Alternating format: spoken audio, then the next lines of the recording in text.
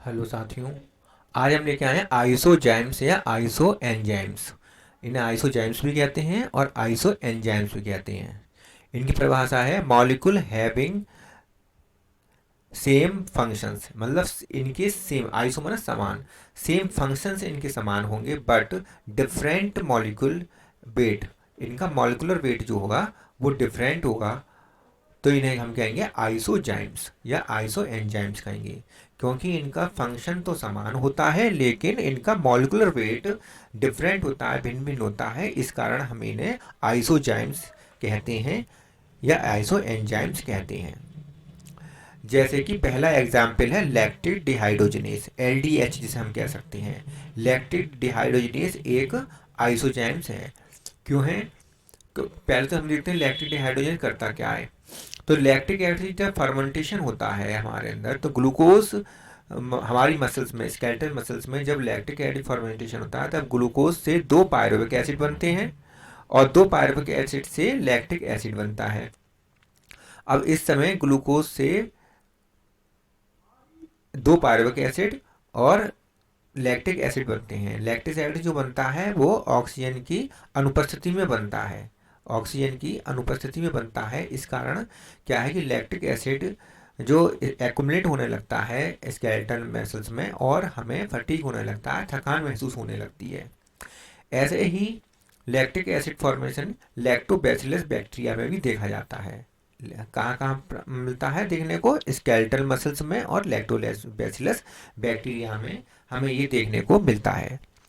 तो ग्लूकोज से lactic acid बनने की क्रिया को लैक्टिक एसिड फर्मेंटेशन की क्रिया कहते हैं।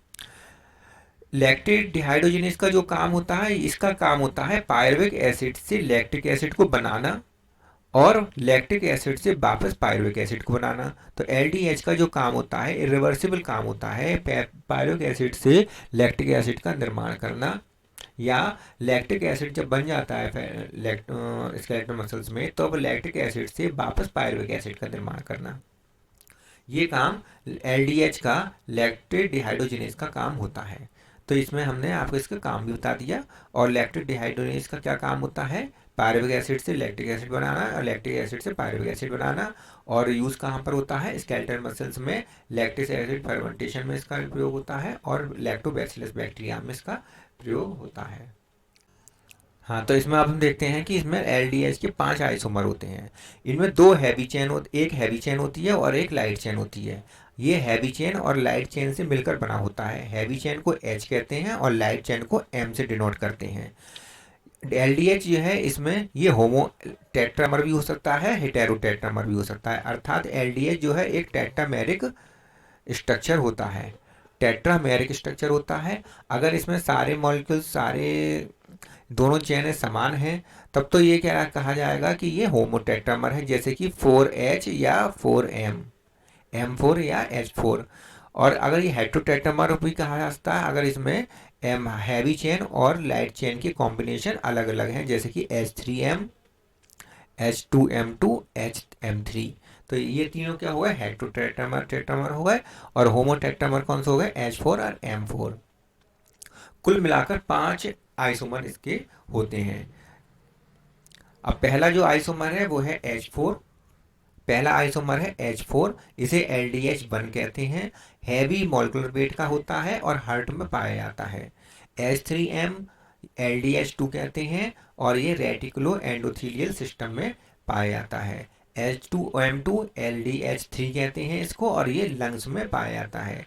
HM3 जिसमें M3 है, H एक ही है, हैवी चेन एक ही है, LDH4 कहते हैं और किडनी तथा प्लेसेंटा में ये पाया जाता है। M4 जिसमें केवल चारों चेन M की है, लाइट चेन है, तो ये LDH5 कहलाता है। लोएस्ट मॉलिक्यूलर वेट का होता है, लीवर और मसल्स में ये पाया जाता है। ठीक है, तो सबसे हाई मॉलिक्यूलर वेट का जो होता है वो H4 होता है, LDH1 होता है, और लोएस्ट मॉलिक्यूलर वेट का जो होता है ये LDH5 होता है, मतलब M4 होता है। तो ये दोनों होमो टेट्रामर है, H4 होमोटेट्रामर है, M4 होमोटेट्रामर है। H4 हैवी मॉलिक्यूलर वेट का होता है और M4 लाइट चेन का होता है, लाइट मॉलिक्यूलर वेट का होता है। ठीक है, इसके अतिरिक्त हम ये देखते हैं कि एक और एग्जाम्पल है जिसका जिसका नाम है हेक्सोकाइनेज और ग्लूकोकाइनेज। ये दोनों आप एक दूसरे के आइसो एंजाइम्स होते हैं। हेक्सोकाइनेज ग्लूकोज से ग्लूकोज 6 फास्फेट में, और ग्लूकोकाइनेज भी, दोनों ही का काम एक ही है, ग्लूकोज को ग्लूकोज 6 फास्फेट में चेंज करना। सभी कोशिकाओं में हेक्सोकाइनेज ग्लूकोज को ग्लूकोज 6 फास्फेट में चेंज कर देता है, लेकिन ग्लूकोकाइनेज एक ऐसा एंजाइम है जो इसका आइसोमर है, आइसो एंजाइम्स है, जो हेपेटोसाइट्स में, लीवर की सेल्स में और पेंक्रियाज की बीटा सेल्स में पाया जाता है, और यहाँ पर ग्लूकोज को ग्लूकोज 6 फास्फेट में चेंज करता है।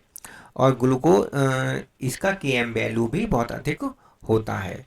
तीसरा जो एग्जाम्पल है इसका नाम है एल्फा एमाइलेज। एल्फा एमाइलेज के 16 आइसोमर्स पाए जाते हैं। तो इस प्रकार आज का सेशन समाप्त होता है।